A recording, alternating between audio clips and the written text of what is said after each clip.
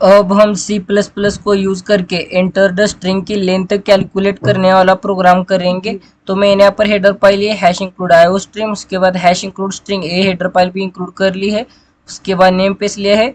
तो अब हम मेन फंक्शन लेते हैं इंट मेन, और इस मेन फंक्शन के अंदर हम स्ट्रिंग वेरिएबल डिक्लेयर कर देते हैं str। उसके बाद इंटीजर वेरिएबल लेंगे आई फॉर लूप के यूज के लिए, उसके बाद len a variable length store करने के लिए लेंगे और इसे इनिशियलाइज करेंगे 0 से। तो अब हम स्ट्रिंग को यूजर से स्कैन करके लेते हैं। तो यहाँ पर मैसेज देते हैं एंटर और स्ट्रिंग, उसके बाद इसे सीन ऑब्जेक्ट से स्कैन करके लेते हैं। तो अब हम फॉर लूप को यूज करेंगे। तो फॉर लूप में आई को इनिशियलाइज करेंगे 0 से, क्योंकि किसी भी स्ट्रिंग की शुरुआत 0 से होती है, और कंडीशन में देंगे str of i not equal to /0, क्योंकि किसी भी स्ट्रिंग का एंड /0 से होता है। और उसके बाद आई को इंक्रीमेंट करेंगे ++। तो इस फॉर लूप के अंदर हम len इस वेरिएबल को इंक्रीमेंट करेंगे, और इस फॉर लूप के बाहर हम मैसेज देते हैं लेंथ ऑफ स्ट्रिंग। उसके बाद उस स्ट्रिंग की लेंथ किस में है, तो ये len इस वेरिएबल में है, तो यहाँ पर उसे प्रिंट कर देते हैं।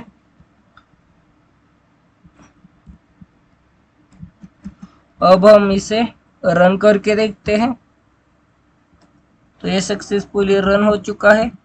तो आप यहाँ पर देख सकते हैं। तो मैं यहाँ पर स्ट्रिंग एंटर करता हूँ गुड। तो यहाँ पर देख सकते हैं स्ट्रिंग की लेंथ 4 प्रिंट हो चुकी है।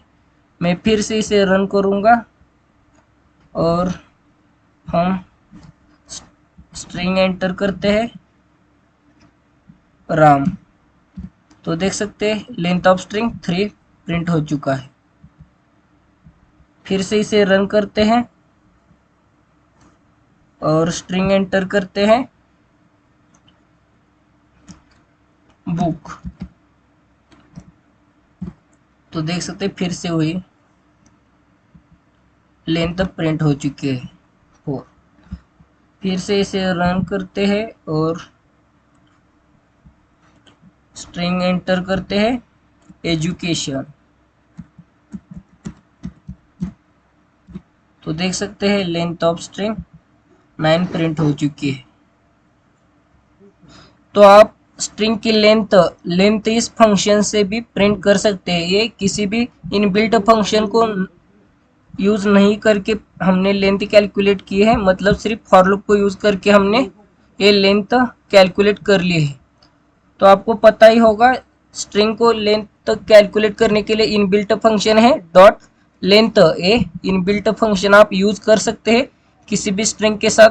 आप डॉट लेंथ ए इनबिल्ट फंक्शन यूज करके प्रिंट कर देते हैं तो स्ट्रिंग की लेंथ प्रिंट हो जाएगी। लेकिन हमने यहाँ पर क्या किया है, फॉर लूप को यूज करके स्ट्रिंग की लेंथ प्रिंट कर लिए है। हमने किसी भी इनबिल्ट फंक्शन को यहाँ पर यूज नहीं किया है। आप इस तरह से भी कर सकते हैं और उस तरह से भी कर सकते हैं।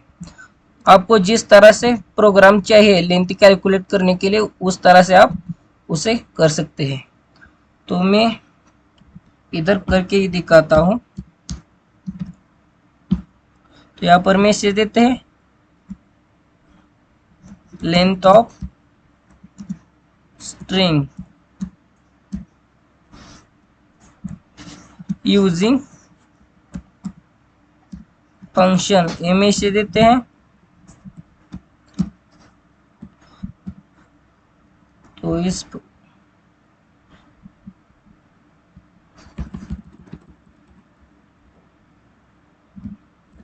तो यहाँ पर हम str डॉट लेंथ इस इनबिल्ट फंक्शन को यूज करते हैं और इसे रन करते हैं। तो ये रन हो चुका है। तो यहाँ पर अब हम स्ट्रिंग एंटर करते हैं प्रोग्राम। तो यहाँ पर देख सकते हैं प्रिंट हो चुकी है, लेकिन एक ही लाइन में प्रिंट हो चुकी है। अब इस स्लैश n को यूज करते हैं और फिर से इसे रन करते हैं। तो यहाँ पर स्लैश n देते हैं और इसे रन करते हैं। तो ये सक्सेसफुली रन हो चुका है। तो यहाँ पर हम स्ट्रिंग एंटर करते हैं मॉर्निंग।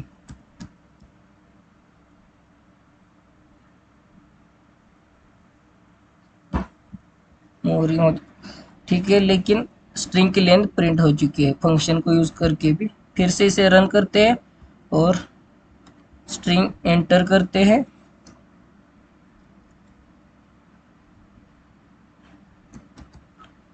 तो यहाँ पर देख सकते हैं स्ट्रिंग की लेंथ फंक्शन को यूज करके भी प्रिंट हो चुकी है। इनबिल्ट फंक्शन यूज किया था हमने, उससे भी ये हो चुका है। आपको जो चाहे उससे आप स्ट्रिंग की लेंथ कैलकुलेट कर सकते हैं।